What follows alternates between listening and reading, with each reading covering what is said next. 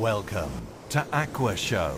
This space is a tribute to the Portuguese navigators who, in the 15th and 16th centuries, journeyed into previously unnavigated oceans in search of new routes and undiscovered lands. By opening new routes to the south, the Portuguese laid waste to the legends that abounded of the dark and mysterious sea, according to which the deep waters around the Cape would swallow up all ships and their crew who dared to sail there.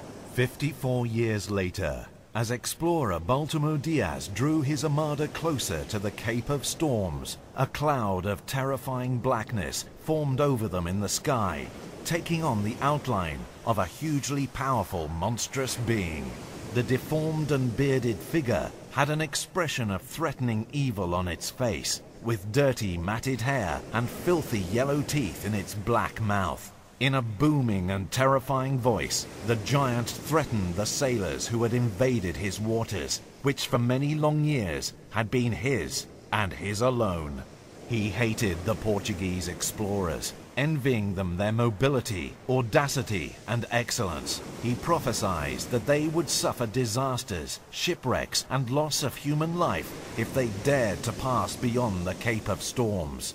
This mythical being, Adamastor, was created by Portuguese poet Luís de Camões in his epic poem of the Portuguese discoveries, Os Luídas, and his destruction represented the triumph of the Portuguese over the brute force of nature, as well as the mastery of the seas they earned by daring to traverse the Cape of Storms. Imaginary monsters, such as Adamastor, were not the only beings to pursue the Portuguese explorers. Pirate attack was a constant threat, especially when they were returning home, loaded with gold and spices from the coast of Guinea, Brazil, and the East, as you can see in the caravel next to us.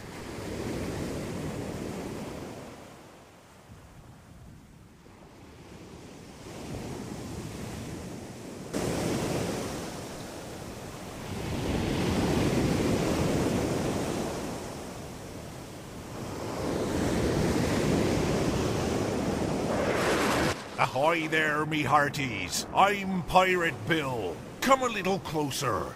Don't be afraid. I won't bite. My favorite pastime is wallowing in boatloads of stolen treasure, such as this, even though it is well guarded by soldiers. In the 15th and 16th centuries, Portuguese navigators brought home a wide and colorful variety of treasures from the coast of Guinea, Brazil, and the East. These included spices, cinnamon, cocoa, pepper, cloves, nutmeg and coffee, as well as wheat and rice.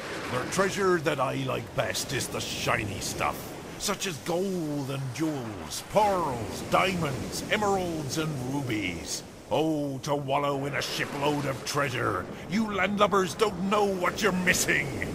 Goodbye, me hearties, until we meet again.